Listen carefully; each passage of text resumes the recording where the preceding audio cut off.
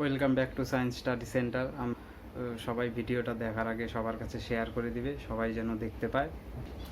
13 নম্বর কি বলেছে, নিচের ছবির রেখাঙ্কিত অঞ্চলের ক্ষেত্রফল হিসাব করে লিখি।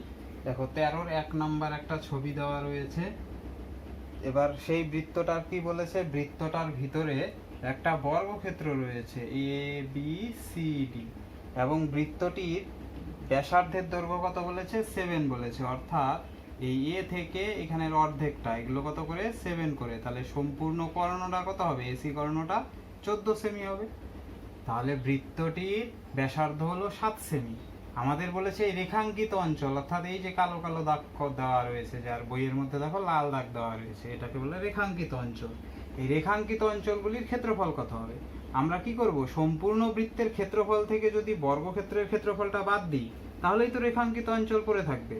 তাহলে প্রথমে কি করব, সম্পূর্ণ বৃত্তের ক্ষেত্রফল বের করব, তার থেকে বর্গক্ষেত্রের ক্ষেত্রফল বের করে বাদ দিয়ে দিব। তাহলে সম্পূর্ণ বৃত্তের ক্ষেত্রফল কত? এখানে বৃত্তের ব্যাসার্ধ কত দেওয়া রয়েছে, বৃত্তের ব্যাসার্ধ আর সমান সমান 7 সেন্টিমিটার। সুতরাং বৃত্তের ক্ষেত্রফল সমান সমান পাই আর স্কয়ার বর্গ সেন্টিমিটার।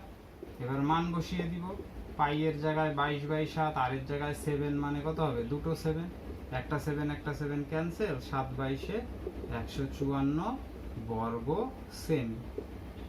তাহলে সম্পূর্ণ বৃত্তটার ক্ষেত্রফল হয়ে গেল 154 বর্গ সেমি। এবার বের করতে হবে বর্গক্ষেত্রের ক্ষেত্রফল। তাহলে বর্গক্ষেত্রের বাহু জানতে হবে। তো বর্গক্ষেত্রের বাহু তো জানি না, বর্গক্ষেত্রের কি জানি, কর্ণের দৈর্ঘ্য জানি, এই যে 7 + 7 মানে 14 সেমি। তাহলে এখানে কি, এখানে বর্গক্ষেত্রের কর্ণের দৈর্ঘ্য সমান সমান 14 সেমি। আর আমরা বর্গক্ষেত্রের কর্ণের দৈর্ঘ্যের সূত্র কি জানি, √2 × বাহু সমান সমান 14 হলো। এখান থেকে আমরা বাহুর মানটা কত পাবো, 14/√2। অর্থাৎ বর্গক্ষেত্রের বাহুগুলো কত হয়ে গেল, 14/√2 সেমি করে হয়ে গেল। এবার বের করব বর্গক্ষেত্রের ক্ষেত্রফল। সুতরাং ABCD বর্গক্ষেত্রের ক্ষেত্রফল কত হবে, বাহু ইন্টু বাহু ছিল বর্গক্ষেত্রের ক্ষেত্রফলের সূত্র। তাহলে বাহুর জায়গায় বসবে 14√2, আর এই বাহুটার জায়গায় 14√2। এবার দেখো 14 × 14, আর নিচে দুইটা √2, দুইটা √2 মানে কি, একটা 2 বাইরে চলে আসবে। তাহলে 14 × 14/2, 2 দিয়ে 14কে কাটলে হবে 7, 7 14, 4 7 28, 8 হাতের 2, 7 7 9, 98 বর্গ মিটার। তাহলে আমরা পেয়ে গেলাম বৃত্তের ক্ষেত্রফল হলো 154 বর্গ সেন্টিমিটার, আর এবিসিডি বর্গক্ষেত্রের ক্ষেত্রফল হয়ে গেল 98 বর্গ মিটার, না এটা বর্গ সেন্টিমিটার। তাহলে 98 বর্গ সেন্টিমিটার।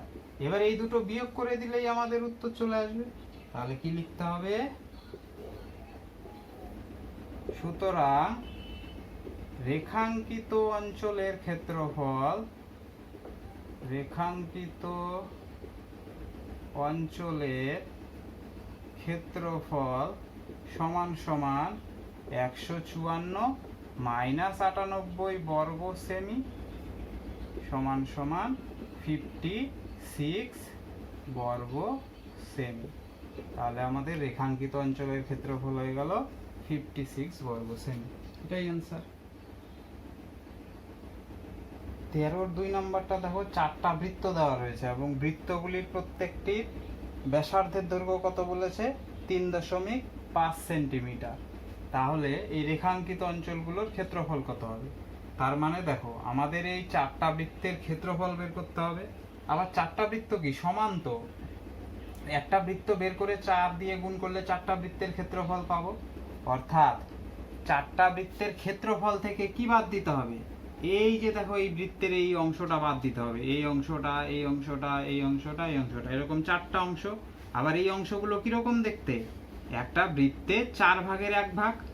তাহলে এরকম 1 ভাগ 1 ভাগ 1 ভাগ করে 4টা ভাগ মিলে কয়টা বৃত্ত তৈরি হয়ে যাবে? এই 4টা ভাগ যদি যোগ করে দিই, তাহলে একটা বৃত্ত তৈরি হবে না?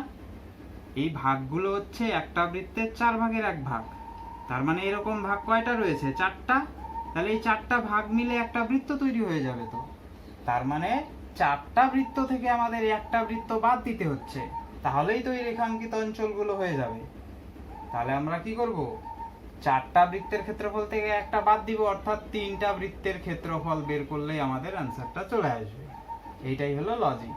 তাহলে এই অংশগুলো মানে হচ্ছে একটা বৃত্ত, তাহলে 4টা বৃত্ত থেকে একটা বৃত্ত বাদ দিব, তাহলেই হয়ে যাবে, অর্থাৎ 3টা বৃত্তের ক্ষেত্রফল বের করলে আমাদের রেখাঙ্কিত অঞ্চলের ক্ষেত্রফল চলে আসবে। তাহলে এখানে কি দেওয়া রয়েছে? প্রতিটি বৃত্তের ব্যাসার্ধ সমান সমান 3.5 সেন্টিমিটার। সুতরাং প্রতিটি বৃত্তের ক্ষেত্রফল পাই আর স্কয়ার, পাই এর জায়গায় 22/7, আর এর জায়গায় 3.5 এর স্কয়ার, 22/7, 3.5 হবে দুটো, আবার দশমিক তুলে দিলে হবে নিচে 10, আরেকটা 3.5, এটারও দশমিক তুলে দিলে 10। এবার কাটাকাটি করো, 7 দিয়ে যদি কাটি তাহলে কত পাবো? 5 7 35, আর এই 5 দিয়ে যদি 10কে কাটি 2, আর এখানে 35 আর 10, এবার কাটাকাটি করো, তাহলে এখানে হবে 2, আর এই 35কে কাটলে হবে 5 হলো। আর এই 2 দিয়ে যদি 22কে কাটি তাহলে পাবো 11, তাহলে কত পেলাম? সরি, এটা 5 দিয়ে কাটলে 7 হবে, তাহলে কত পেলাম? 7 11 77/2। এবার এটাকে যদি ভাগ করি তাহলে পাবো 38.5 বর্গ সেমি, অর্থাৎ প্রতিটি বৃত্তের ক্ষেত্রফল হয়ে গেল 38.5 বর্গ সেমি। আমরা বের করব কি? রেখাঙ্কিত অঞ্চল মানে 3টি বৃত্তের ক্ষেত্রফল। সুতরাং 3টি বৃত্তের ক্ষেত্রফল সমান সমান 38.5 গুণ 3 বর্গ সেমি। এটা গুণ করলে কত হবে? 3 5 15 5 হাতে রইল 1, 3 8 24, 25 5 হাতে রইল 2, 3 3 9 10 115.5 বর্গ সেমি, অর্থাৎ 3টি বৃত্তের ক্ষেত্রফল হয়ে গেল 115.5 বর্গ সেমি। এবার আমাদের এই 3টি বৃত্ত মানেই রেখাঙ্কিত অঞ্চলের ক্ষেত্রফল। সুতরাং রেখাঙ্কিত অঞ্চলের ক্ষেত্রফল সমান সমান 115.5 বর্গ সেমি। এটাই হলো আনসার। আজকে এই পর্যন্তই, দেখা হচ্ছে অন্য কোনো দিন অন্য কোনো ভিডিওতে। ততদিন সবাই ভালো থাকবে এবং সবার কাছে ভিডিওটা শেয়ার করে দিবে। যারা আমার চ্যানেলে নতুন তারা চ্যানেলটিকে সাবস্ক্রাইব করে রাখবে, তাহলে সব অঙ্ক এখান থেকেই করতে পারবে এবং বুঝে বুঝে করবে অঙ্কগুলো। কোনো অসুবিধা হলে কমেন্ট বক্সে কমেন্ট করবে, আর লাইক কমেন্ট শেয়ার তো করবেই।